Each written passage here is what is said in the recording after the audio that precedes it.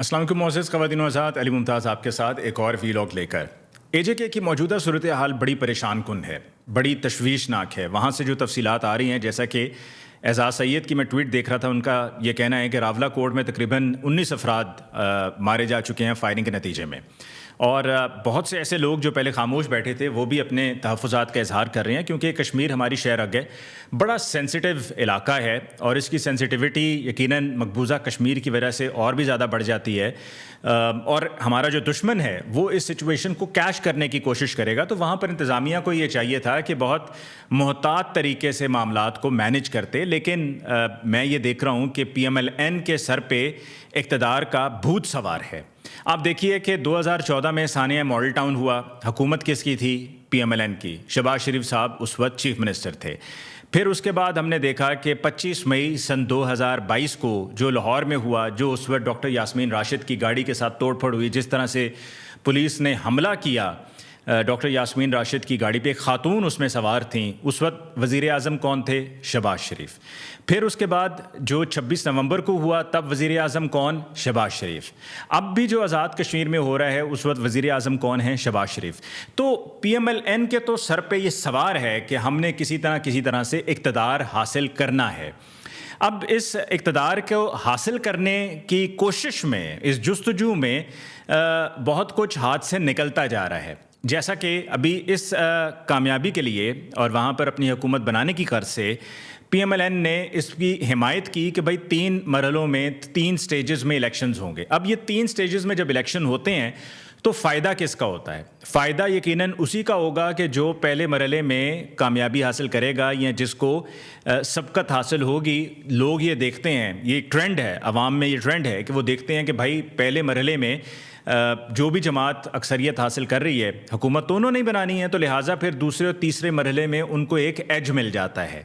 ہونا ہی یہ چاہیے کہ ایک ہی دن میں الیکشنز ہونے چاہیے، جس طرح باقی پورے ملک میں ایک ہی دن میں الیکشنز ہوتے ہیں۔ جی بی میں الیکشنز ہوئے ہیں، ایک ہی دن میں ہوئے ہیں۔ ہمارے ہاں بھی جو گزشتہ جنرل الیکشنز ہوئے تھے وہ ہمارے ایک ہی دن ہوئے تھے 8 فروری کو۔ تو یہ بھی ایک ہی دن ہونا چاہیے تاکہ لیول پلینگ فیلڈ ہونی چاہیے اور کسی طرح سے اثر انداز نہیں ہونا چاہیے۔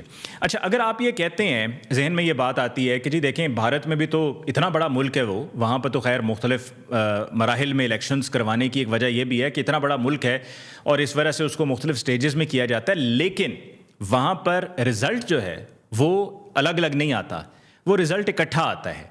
اب یہاں پر پہلے رزلٹ اناؤنس ہونے کی وجہ سے فائدہ اسی کو ہوگا جو پہلے مرحلے میں زیادہ اکثریت حاصل کر چکا ہوگا، اور اب تک پی ایم ایل این کو زیادہ سیٹس ملتی ہوئی نظر آ رہی ہیں، جس کو بہت زیادہ کوشچن کیا جا رہا ہے پاکستان پیپلز پارٹی کی طرف سے۔ پاکستان پیپلز پارٹی کی طرف سے ہم نے دیکھا کہ بڑا رونا دھونا ڈالا جا رہا ہے، بڑی وہ ووٹ پہ ڈاکہ مارنے کی باتیں کر رہے ہیں۔ وہ کہہ رہے ہیں کہ جی 25% ٹرن آؤٹ تھا، کیسے 90% ہو گیا۔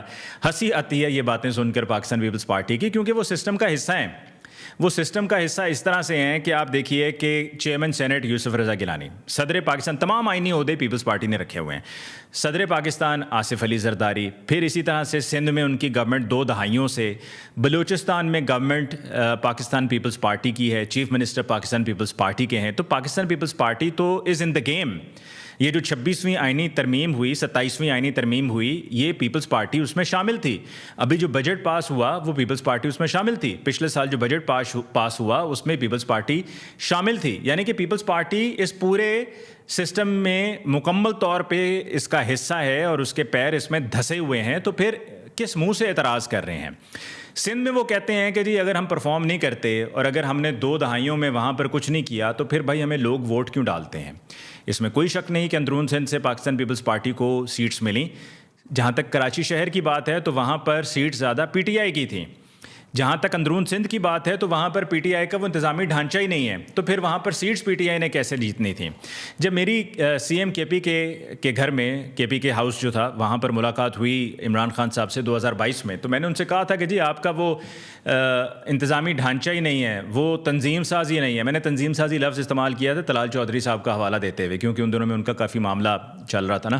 تو میں نے کہا جی تنظیم سازی آپ لوگ کب کریں گے؟ تو انہوں نے کہا جی ہمیں اس بات کے بارے میں معلوم ہے، ہم اس پر کر رہے ہیں کام، لیکن نہ بلوچستان میں ہو سکی تنظیم سازی یا انتظامی ڈھانچہ ٹھیک، اور نہ ہی سندھ میں اندرون سندھ میں ہو سکا، تو جس کی وجہ سے پھر آپ یہ دیکھیں کہ پاکستان پیپلز پارٹی کو سیٹس ملتی ہیں، جس کی وجہ سے وہ پھر حکومت بنانے میں سندھ میں کامیاب ہو جاتے ہیں۔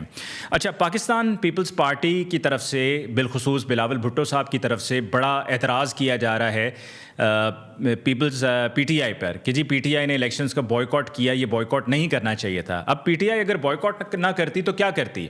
جو 8 فروری کے الیکشنز کے بعد جو 9 فروری کو ہوا، جو اس کے بعد ضمنی انتخابات میں ہوا، جو جی بی کے الیکشنز میں ہوا، وہی سب کچھ یہاں پر بھی ہونا تھا، آزاد کشمیر میں بھی۔ تو پھر پی ٹی آئی کو کنٹیسٹ کر کے حاصل کیا ملنا تھا؟ ہونا کیا تھا؟ کچھ بھی نہیں ہونا تھا۔ بعد میں وہی کہنا تھا دھاندلی ہو گئی، ہماری کیمپین ہمارے امیدواروں کو نہیں چلانے دی گئی ہے، تو کسی نے ماننا نہیں تھا، معاملہ ٹھپ ہو جانا تھا، کوئی نہ کوئی اسمبلی بھی بن جانی تھی، منسٹرز بھی لگ جانے تھے، اور وزیر اعظم بھی اے جے کے لگ جانے تھے۔ تو اس لیے پی ٹی آئی کے پوائنٹ آف ویو سے میں سمجھتا ہوں کہ بالکل ٹھیک فیصلہ تھا جو پارٹی کی لیڈرشپ نے کیا کہ الیکشنز کا بوائیکاٹ ہونا چاہیے۔ مطلب انہوں نے کہیں پر جلسہ کرنا ہو، جیسا کہ ابھی انہوں نے درخواست بھی دی ہے ڈی سی لاہور کو مینار پاکستان پہ جلسہ کرنے کی، تو اس درخواست کا کیا ہوگا؟ اس کو ردی کی ٹوکری میں پھینک دیا جائے گا۔ مطلب ایک وہ جلسہ نہیں کر سکتے، اگر کہیں اور کسی جماعت نے کرنا ہو مینار پاکستان پہ، کسی نے بھی جب بھی جلسہ کرنا ہو تو ان کو اجازت مل جائے گی، لیکن پی ٹی آئی کو اجازت نہیں ملے گی۔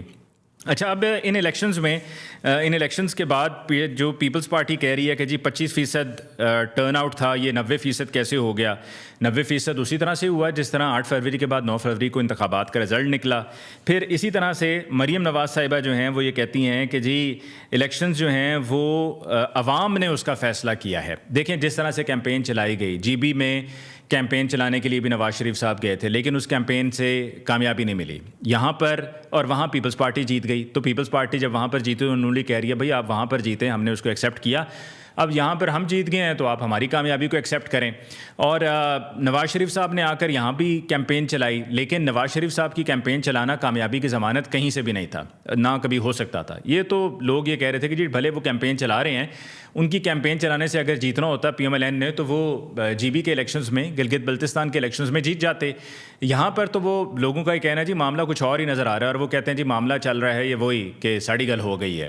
اچھا، دوسری طرف جوائنٹ ایکشن کمیٹی پر الزام لگایا جا رہا ہے کہ خواجہ آصف صاحب کی طرف سے کہ جی دہشت گرد جماعت ہے، بھارت کے ساتھ مل کر کام کر رہی ہے، غدار ہے، لیکن مسئلے کا حل بندوق سے نہیں ہو سکتا ہے۔ حامد میر صاحب نے بھی ایک ٹویٹ کیا اور اس پر انہوں نے حوالہ دیا ہے ماضی کا کہ بندوق سے مسئلے کا حل نہیں حاصل کیا جا سکتا، بندوق اس ایشو کا سلوشن نہیں ہے۔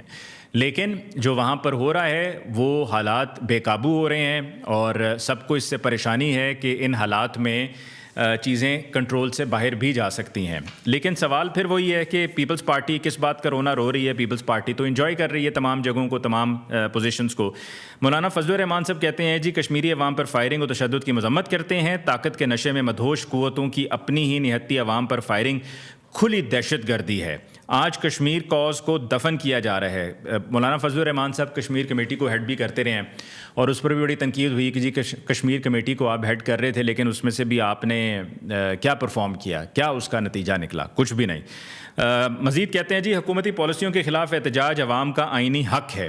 اب یہیں پر مولانا فضل الرحمان صاحب جب پی ٹی آئی احتجاج کرتی ہے تو آپ کو وہاں پر ان کا وہ آئینی حق نظر نہیں آتا، اور اگر آپ سمجھتے ہیں کہ کوئی اپنا آئینی حق ایکسرسائز کر رہا ہے تو پھر تو آپ کو چاہیے کہ آپ ان کے شانہ بشانہ اس احتجاج کا حصہ بنیں، کیونکہ جہاں پر کچھ چیز غلط ہوگی تو وہاں پر ایک نیشنل لیڈر ہونے کے ناطے یا ایک نیشنل پولیٹیکل فگر ہونے کے ناطے آپ پر یہ ضروری ہو جاتا ہے کہ آپ اس کے اندر غلط کو غلط کہیں اور اپنا وہاں پر کردار ادا کریں۔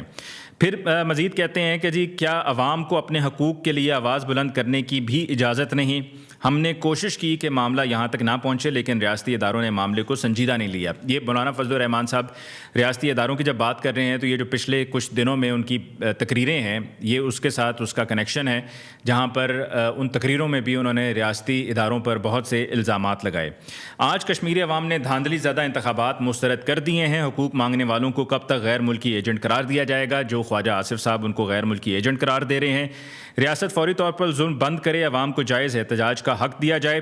اس ظلم و بربریت کے خلاف اپنے کشمیری بھائیوں کے شانہ بشانہ کھڑے ہیں، جو میں نے کہا کہ آپ کو شانہ بشانہ پی ٹی آئی کے ساتھ ہونا چاہیے جو اپنے حق کے لیے نکلتے ہیں، لیکن تب آپ کو یہ سب یاد نہیں رہتا اور کہتے ہیں کہ جی جو لوائقین ہیں ان سے اظہار تعزیت کرتے ہیں. یہ مولانا فضل الرحمان صاحب کا کہنا ہے.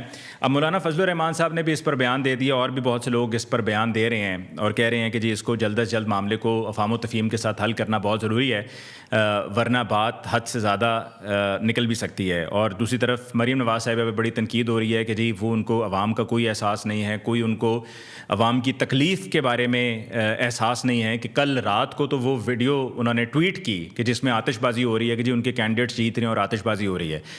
مطلب وہ اتنی ایمبیشس ہیں اور وہ یہ کہتے ہیں کہ جی آپ سمجھتے ہیں کہ وہ ایک پرائم منسٹر کی کرسی کی کینڈیڈیٹ ہیں، مستقبل کی امیدوار ہیں، کہ جہاں پر ان کو اتنی سینس نہیں ہے، ایمپتھی نہیں ہے، عوام کا درد نہیں ہے کہ وہاں پر جیسا کہ میں نے آپ کو کوٹ کر کے بتایا کہ جن لوگوں نے فگرز کوٹ کیے ہیں اعزاز سید وغیرہ نے، کہ وہاں پر 19 افراد مارے جا چکے ہیں. تو ان کے مارے جانے کے بعد آپ کو اظہار تعزیت کرنی چاہیے یا آپ کو وہ ٹویٹ شیئر کرنی چاہیے کہ جس میں آتش بازی ہو رہی ہے آپ کے کینڈیڈیٹس کے جیتنے کی وجہ سے. اور جیسا کہ میں نے پہلے بھی کہا ہے کہ دیکھیں الیکشنز جس طرح سے اس ملک میں ہوتے آ رہے ہیں وہ ہم نے سب نے دیکھ لیا کہ ٹرانسپیرنسی، شفافیت ایک بہت بڑا مسئلہ رہا ہے. وہ پہلے بھی مسئلہ تھا، وہ آج بھی مسئلہ ہے.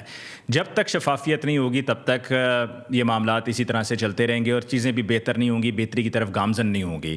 عوامی مینڈیٹ اگر آپ اسی طرح سے چھینتے رہیں گے تو وہ وقت دور نہیں ہے کہ جب عوام اپنا مینڈیٹ چھیننے والوں سے حساب لیں گے. وہ وقت دور نہیں ہے. مطلب حکمرانوں کو یہ لگتا ہے کہ یہ عوام سن بیٹھی ہے لہٰذا کچھ نہیں ہونے والا. جیسا کہ خواجہ آصف صاحب نے یہ پاناما کیس پر ایک دفعہ اسمبلی میں خطاب کرتے ہوئے کہا تھا کہ جی میں نے نواز شریف صاحب سے کہا ہے کہ میاں صاحب سارے نے بھول جانا ہے، کسی کو یاد نہیں رہے گا. تو یہ وہ جب سوچ ہو نا، مائنڈ سیٹ ہو، تو پھر یہی ہوتا ہے کہ جی وقت بھی گزر جائے گا، لوگ اگر ابھی مر رہے ہیں تو ٹھیک ہے، کوئی مسئلہ نہیں ہے، ہم اپنی حکومت قائم کر لیں گے، وقت گزرنے کے ساتھ لوگ بھول بھلا جائیں گے. ٹھیک ہے، وقت بہت بڑا مرہم ہے، لوگ بھول بھلا جاتے ہیں، لیکن ایسا بھی نہیں ہے کہ ان کے دل سے یہ بات، ان کے ذہن سے یہ بات نکل جاتی ہے.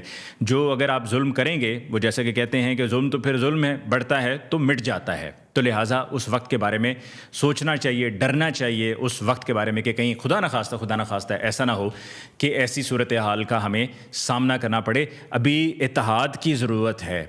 آپ کے ان بیانات سے اتحاد کم، تقسیم زیادہ کی بو زیادہ آ رہی ہے. لہٰذا خیال کیجئے اور آپ محبتوں کے بیج آپ کا بونا ضروری ہے، اور وہ محبت کا بیج بندوق کی مدد سے، بندوق کے استعمال سے قطعاً نہیں ہو سکتا. اس کے ساتھ ہی مجھے علی ممتاز کو دیجیے اجازت. اللہ نگہبان.